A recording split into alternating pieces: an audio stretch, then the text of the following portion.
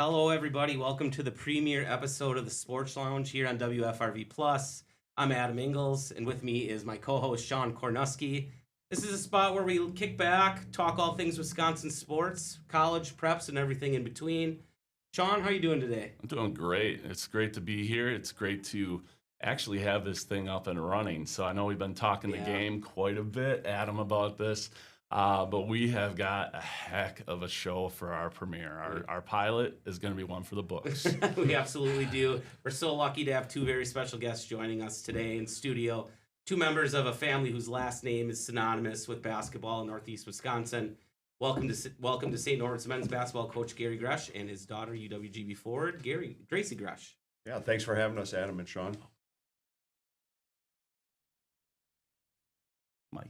Mike's around. Yep. Oh, Mike's around. Okay, Sorry. Sorry. Yeah, we're live. No, this is why we did that. So, Gary, thank you so much. Gracie, like I told you earlier, just really excited to have you here back in Green Bay. But Gary, I want to say on a personal note, this is something that really means a lot to me. I think I've told you before that the start of my basketball when I was like 11, 10 years old, I started with Dick Bennett. Yeah. I started when you were there. Yeah. I started learning the ins and outs from, Coach Sikowski that was out at Southwest. But I learned so much from, say, Jeff Norgard, yourself, Tony Bennett, the man, Berlowski. I could go on. Eric Jackson. if you give me the line, I will go with you. But I learned so much about basketball and the fundamentals of basketball that I wanted to first off say thank you, because this is a great moment here to have you on the show and be talking with you and your daughter. Yeah, we're looking forward to it and sitting down and talking some basketball. Thanks for having us on. All right, we'll start with some questions. Gary, you did play with GBE back in the 90s. When you look back at your time spent there, what's the biggest thing that stands out in your experience? Yeah, I mean, obviously the wins were tremendous. Probably, once a week, people will ask about the 94 team that beat California and Jason Kidd and Lamont Murray. I know my daughter is sick of hearing those stories as well. But more than the wins and the losses, it was the relationships with the teammates, both the guys in front of me and even the guys behind me as well. So it really spanned really like almost 8 classes of guys that I remain pretty close with and in touch with. And then the coaching staff there as well. Coach Bennett was probably the main reason I got into coaching, and it had a huge impact me professionally, personally, spiritually. And then Ben Johnson was there, Mike Heidemann, Woody Wilson, who helped me out at St. Norbert. God bless them. Yeah, so just a tremendous coaching staff and a wealth of knowledge. And those guys have been there the whole time for me whenever I needed anything. And I was fortunate enough to have Woody help me for a number of years at Green Bay or at St. Norbert over the years as well. Let's talk a little bit about Woody. Okay, I want to talk about Woody because Woody has a very significant significant voice. How much of that in Dick Bennett, how much of that plays a role in the identity that you take on with your coaching role at St. Norbert's? Yeah, I just think, and I've been around a lot of other coaches, bounced around when I was a little bit younger. But whenever any of our teams are struggling at St. Norbert, I kind of go back to thinking like, okay, what would Coach Bennett do? And I'm not Coach Bennett, but just everything that's pure and right about the game and how he approached things. How would he handle that situation? So I still put myself in that situation, looking back on how he was as a coach, and he's had the greatest influence on me and my coaching philosophy for sure. And then Woody was right there with him, with Coach Bennett for 10 years, and then a number of years with me at St. Norbert as well. Again, love Woody. I mean, seriously, one of the best parts of camp and the best parts of even when he was coaching with you at St. Norbert's, Yeah. Just seeing your coaching for you, which was just a huge switch. You know? Yeah. So it was like a full circle moment. But he really had a passion for the game and the skill development. He had his Sunday workouts, and there's a number of kids now that still remember those workouts when they were younger. putting them through the paces, and it was all fundamentals: passing, catching, shooting, learning how to play the game. And you had to have a passion for it too, because even in his summer camps, if you really didn't love the game, you weren't coming back. Like there's a lot of different camps out there, but his was really teaching, coaching, getting kids better, and he took a lot of pride in that. Amen. Amen. That's awesome. And Gracie, now you're back at Green Bay. For both of you, how does it feel to be back home? Do you guys have basketball conversations over the dinner table? What does it feel like to be back home? Yeah, it's really, really fun to be back home. I was really excited, and I'm really excited about this season. Yeah, it just feels right to be back home, close to my family. I was really homesick last year, so I think being back closer to home is really good for me. But yeah, we do talk about basketball quite a bit when I come home, whether it's over dinner or we talk about his team or my team, games coming up.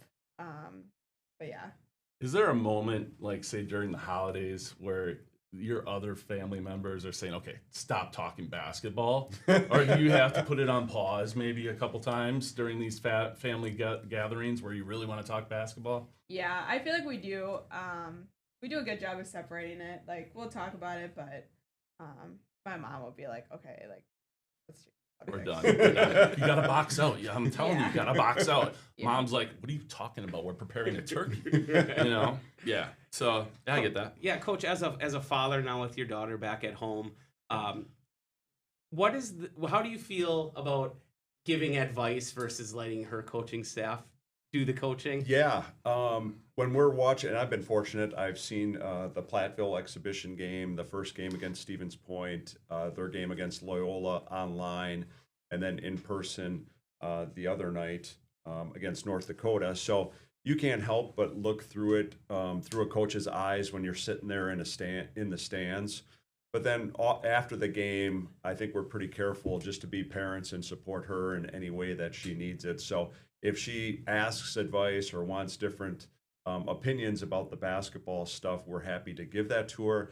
But I think first and foremost, after the game, you're a parent and you're there to support your kids in whatever aspect you can. So it's been great that she's close to home. We were able to go across town and watch her play.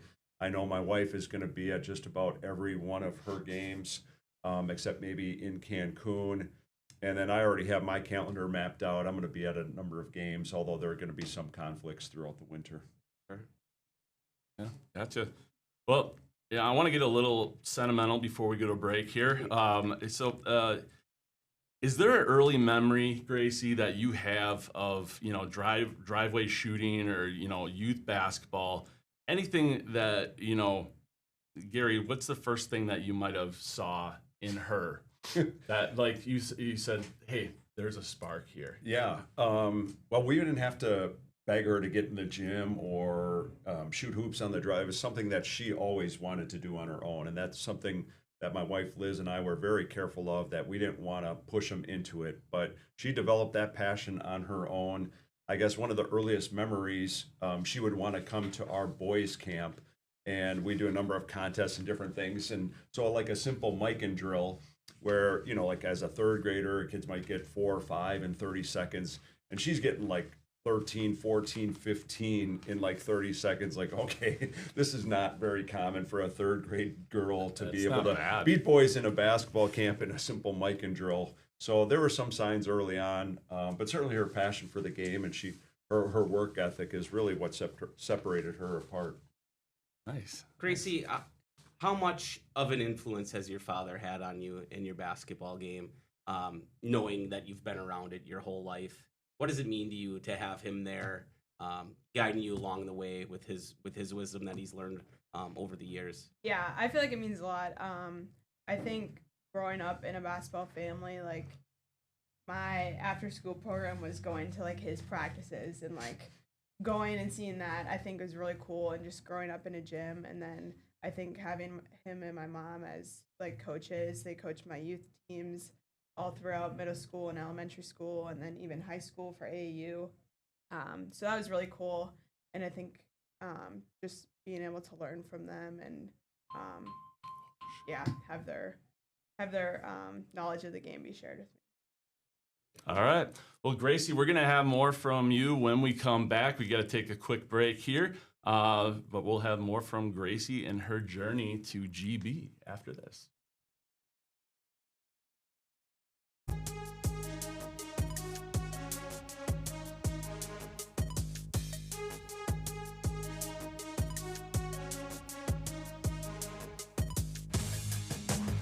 All right, welcome back to WFRV Plus's The Sports Lounge, the premiere with Coach Gary Gresh and his daughter Gracie Gresh. Now, we would love for her to be playing for you, but she's on the other side of town. Gracie, tell me a little bit about your freshman year with the Badgers. What were some of your biggest takeaways last year? Yeah, I think your freshman year is really hard for any college athlete. I mean, it's a big adjustment. You're away from home. You're in a different program and just different system. You have to learn a lot your freshman year. So I think just trusting the process and just continuing to work hard. I mean, I feel like that's what I really took away from last year and still this year. All right, all right. Well, coming into the Crest Center, like what was kind of like some of the best, feel good moments that you experienced? I mean, was it the coaching staff transition? I mean, I praise her. Like seriously, I think she's probably one of the best coaches we've had in, I don't know, a long time. No discredit to the past coach, which he is a former legend. But I think that she's taken this game a different way. But what were some of the things you felt just coming into this program? Yeah, I felt really welcomed. I've known Kayla for a long time. She actually was one of the first college coaches I recalled when she was at Wisconsin. And then she continued to recruit me at 4 different schools. So that was really cool. So I've had a relationship with her for a long time. So when she called me and I was in the portal, I knew that it was somebody who was really familiar. Same with the rest of the staff, Bronk, Patrick, Jazz I've known from visits. They all have recruited me at Green Bay before. So it just felt really familiar and just like home. That's great. What are the biggest differences between Big Ten basketball and Horizon League basketball? Obviously, GB Women's has been, a great program for many, many years and is probably to the level, close to a Big Ten level. What do you think are the biggest differences between Horizon and Big Ten? Yeah, I feel like the physicality. I feel like in the Big Ten, everybody's so big, and I feel like if you're a 3, there's going to be a 6'1" girl against you who's a 3. So I think for me that was hard adjusting, just to scoring against bigger girls who are also fast, and yeah. So I think that was a big change from last year. And I think the Horizon League is a little smaller, and we really utilize our guards to post up here at Green Bay. Yeah, no, I agree. I think your strategy is I mean, that Platteville game, as I told you, was just phenomenal. Just to come into the Crest and watch the women's team play so hard. I mean, you guys did not let off the gas at all, and that's the way I've seen it the whole season. You guys are just on the way to a great season, I think. We're going to kind of get into a little questionnaire, I guess you could call it. It's a little 5 quick questions for both of you. So let's hit Gracie with this first question here. Do we have them both answer? We could, but yeah, Gracie, you can answer first here. Okay. All right. First question. Who was your favorite basketball player growing up? Probably Katie Lou Samuelson on. Good answer. Good answer. Different era. Oh, for me, Yeah. I would say Scottie Pippen, the Bulls, and I was a huge Bucks fan. So, like, if you go way back, Sidney Moncrief, Oh, yeah. because he was complete. He could score, he could defend. He was the 2-time Defensive Player of the Year in the NBA. But then in the early 90s, Scottie Pippen was kind of a jack of all trades. I was a big fan of his game. Yeah, left-hand man of Jordan, I'll tell you. Yeah. All right. Next question. What is the most memorable game both of you have been a part of? For me, it was probably my junior year of high school at the Resch for the state championship. We beat Pewaukee to go for a 3-peat. That just is so memorable to me. I think all of our juniors who are gonna be seniors the next year were all on the floor in that year. I mean, Pewaukee beat us like the first game of the season in non-conference, and then I feel like it just showed how much we grew throughout the year, and we beat it. That was pretty Coach? Yeah, it would have to be the Cal game in '94, and people don't realize that team. We had 5 fifth-year seniors, and then our sophomore class, Jeff and I, Norgard and I, were both third-year sophomores. So you're never going to see a college team with that much experience again. And I think it was really because of the leadership of the coaching staff, obviously, but those 5 fifth-year seniors were pretty amazing. What about as a coach? Boy, as a coach, our program at St. Norbert has been as far as the Sweet 16. So the one year we hosted 2 games in the first and second round of the NCAA tournament, made the Sweet 16. So those 2 games at home, just that environment and atmosphere, and to take that program to the Sweet 16 was my best coaching memory at St. Norbert. And the last question that we'll go into here, we already know the answer pretty much with Coach Gary Gresh. But Gracie, I want to know who had the biggest impact in the way that you approach the game mentally. Mentally, I'd have to say my dad, just because I feel like my mom was always like the one that was super hard on me. Like she was my coach, and she was like our head coach, and dad was the assistant. So I feel like my dad, he's always like the one to be like, I'm so proud of you after a game, or like, hey, like you did this like good, or so, compared to my mom, who's a little bit harder. But I feel like both of them. That's good. And quick before we have to go to break here, I pretty much know, Dick Bennett. It's got to be, right? Or Sure. Woody, as we talked about earlier. So Yeah. I mean, that entire coaching staff, and really, I didn't know I wanted to get into coaching until I got to Green Bay, and then just being around Coach Bennett and all those assistant coaches made a huge impact on me professionally and personally. So, and it's a relationship I still cherish to this day.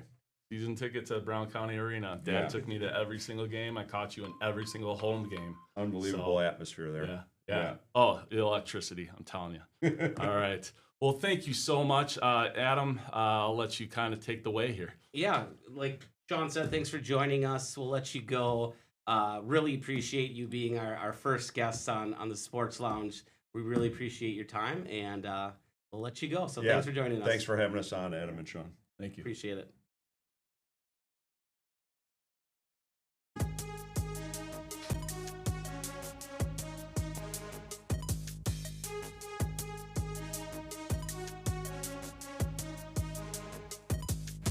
All right, welcome back to our last segment on our first episode of the Sports Lounge. Sean, how are you feeling? Man, I was kind of blown away with that. Those first 2 segments, having Coach Gresh on the show with, his legacy there. It just brings me back, like I was saying with Coach, how much I learned from Coach, and how much coaching is so important. And of course, the Gracie coming into this program with UWGB, I think it's so important, the things that you take away just as a child also. With Gracie learning from her father and her mentors, me learning from people like Dick Bennett and Gary Gresh, Tony Bennett, Jeff Norgard, and the guys. It's important. It brings me back a lot. And what a great asset to have in the community, a basketball family like that represents so much about what Green Bay basketball is all about. UWGB, Norbert's high school, just that family atmosphere that they've created around basketball is really nice to see. Yeah, I agree. Yeah, so you got a flavor of kind of what we're looking to do here on the Sports Lounge. We're looking to have guests in every week, talk everything from high school, college, semi-pro, Green Bay Rockers, Green Bay Blizzard, you name it, we'll cover it if it's local. So that's kind of what we're looking to do here. Sean, what do you have to add on that? Well, they don't know a lot about us and why we're doing this. They don't do that. Who are you, Sean? Who am I? Who are you? How much time do we have? We got about 5 minutes. You got 5 minutes to No, I'm just... Me, growing up as a sports lover, I loved football, I loved basketball, I loved baseball, I loved everything up until I was about 11 years old, and then I had a health problem that kept me from sports. Um, Now I actually have a brand new heart, and now I coach kids football because I think that I really wanted to pay it forward to what I learned from my coaches and the discipline that I took in from my coaches and coaches like Coach Gresh, which he was a player when I took his camp, but um, just the things that I take in, like the mic and drill that he talked about. I mastered the mic and drill. I didn't want to go into a challenge with Gracie there, but that was one big thing with me. And now having that energy to talk sports, live sports, that's where I'm at with this show. That's great. Yeah, and me, I grew up, Sean, we both grew up in the area. I spent a number of years away in Milwaukee, but Green Bay sports has always pulled at my heartstrings. I've always followed all the local colleges, high school sports, you name it. Green Bay sports is always going to be part of my life. So I'm really happy and excited to talk all things local, and really explore the stories that necessarily don't get a lot of run on our 5 o'clock or 10 o'clock news, and really connect our viewers with some of the humanity side of local sports. So that's what kind of guests we're looking to get as we move forward into the show. Right.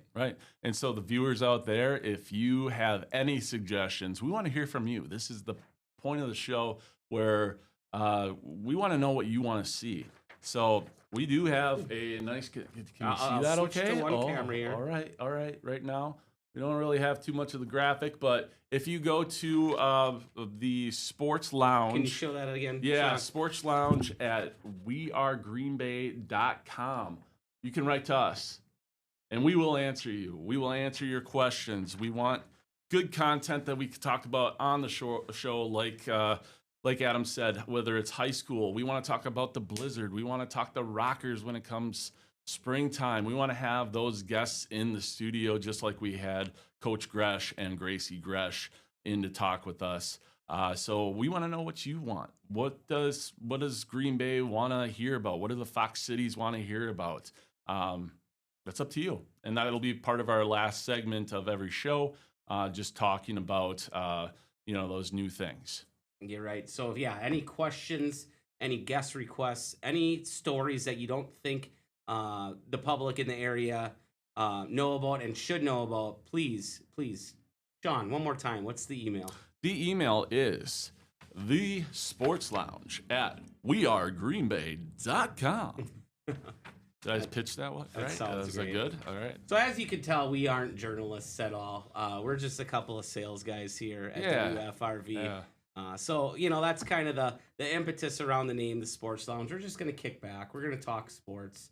We're going to keep it relaxed. We're going to have cool guests on. Yeah.